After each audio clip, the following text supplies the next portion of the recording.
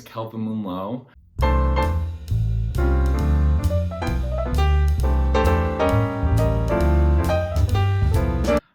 Training to me is completely linked with the word technique.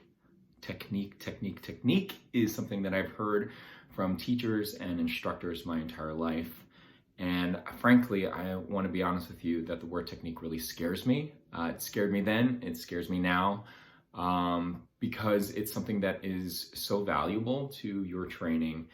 And I wanted to put it in terms of something that I finally understood a long time ago. When I was growing up, my father used to love going to this place called Sears. It's like Home Depot. I think some people still have Sears around. But anyway, Sears was a place that he was like this mecca of tools. He loved tools. He loved screwdrivers, and he liked to buy tile cutters, and he liked to buy all these things. And my mother used to be on him all the time, just crazy with the idea of, why are you buying all these tools and you don't really have any projects to work on? The truth be told was my father was always working on projects around the house. He was helping other people in their homes to put together things.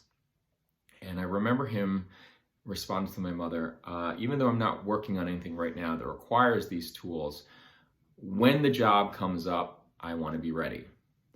So in that moment, I understood what technique was. Technique to me, and the training that I go through to develop technique, is about developing my artist toolbox. I feel like every time I start to take another class, or I read another book, I enjoy another play, I digest a TV show, and then I break it down with the script, it's all in service of taking another tool and adding it to my toolbox. Because the thing is, when you are in the theater, you're going to be called upon to do a multitude of tasks. You're going to be called upon to do things that you never knew you were going to have to do in the first place. The theater is evolving every single day. The way that the theater was 50, 60, 70 years ago is certainly not the way that it is now. And so what I have to say about training is, if you develop a toolbox that is filled with more and more tools, it just makes you more versatile. And the more versatile you become, truly you become more hireable. So go to Sears and fill your box up with as many acting training tools, singing tools, and dancing tools as you possibly can.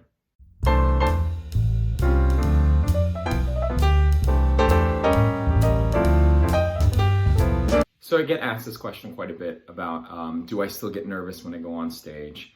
And the truth be told is, no, not really. I don't really get nervous except for one performance every single run of every show I've ever done. And that performance tends to be the time when my mother and my father sit in the audience. I don't know what it is. Opening nights don't scare me. First previews don't scare me.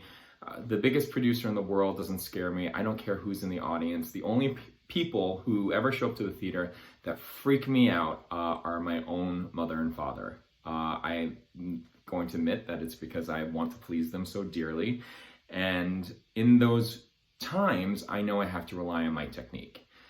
This is a technique that I'm going to share with you that was taught simply through my acting classes throughout college, and I was able to go to the Esper studio, and one of the ways that they said to get over your nerves is to simply put your focus on the other person. That saves me every single time. So I remember last time my parents came to see Beetlejuice, and I have this Act 2 entrance, and I could feel my hands shaking. You know, by that point, we had been doing the show out of town. They didn't see it out of town. They weren't able to make it, but we had opened on Broadway, and I just remember doing the same lines over and over and over again. Why was tonight any different? I knew they were coming. I knew I was going to get nervous. And so here you go, reach into that toolbox of yours and you go, I know that if I put my attention 100% on the other person that I'm talking to on that stage, my nerves simply go away.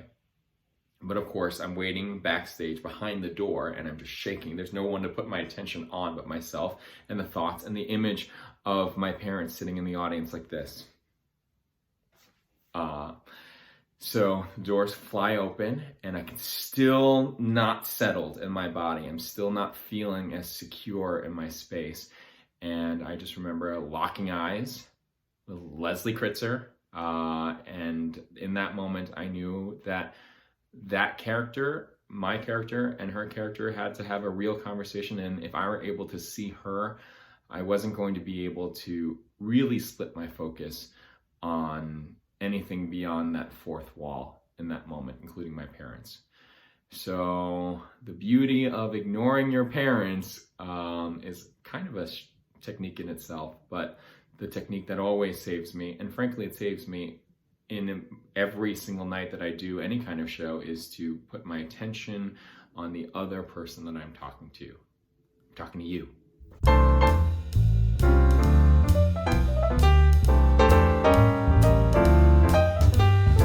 The greatest piece of advice I can give to any musical theater student is that yes, while acting, singing, and dancing are fundamental to that art form, I believe that all those things, whether you can't dance or you can't sing or can't act, or you're developing those things, you're weaker in one of those fields, the most important thing to me, in my opinion, is how you use those things to tell the story. I think oftentimes we get lost in the technique of how does my voice sound, or is my leg straight enough, or this or that, just a ton of other things that you shouldn't be focusing on, as opposed to just telling the story. If there was a way that I could just grab every kid out there and say, hey, if you tell me an effective story, I really don't care if you danced every step correct, if you got every line correct, or you sang every note correct, as long as you were able to tell me the story clearly and were able to invest yourself fully in it, I'll believe you. I won't know that you made any mistakes. In fact, it's all right if it is in service of story. In fact, some of my favorite productions was recently the Deaf West combination produced production of Spring Awakening, directed by Michael Arden. And these amazing performers were able to use American Sign Language in order to tell a story. It was completely theatrical, it was completely musical, and yet ASL doesn't necessarily fall into any of the three disciplines that we always are harping about, and yet it was able to communicate to an audience the story so effectively. So if I were to say to you, hey, I have one piece of advice, and it's not to say take more dance lessons, or take more acting lessons, or take more anything. Do take all the lessons, do learn, do try to develop your technique and become expert as possible in anything you possibly can in the art forms. But make sure that as you develop that technique and as you develop your toolbox and build it bigger and bigger and bigger, that is all in service of learning how to effectively tell a story. Because that is where all the magic is.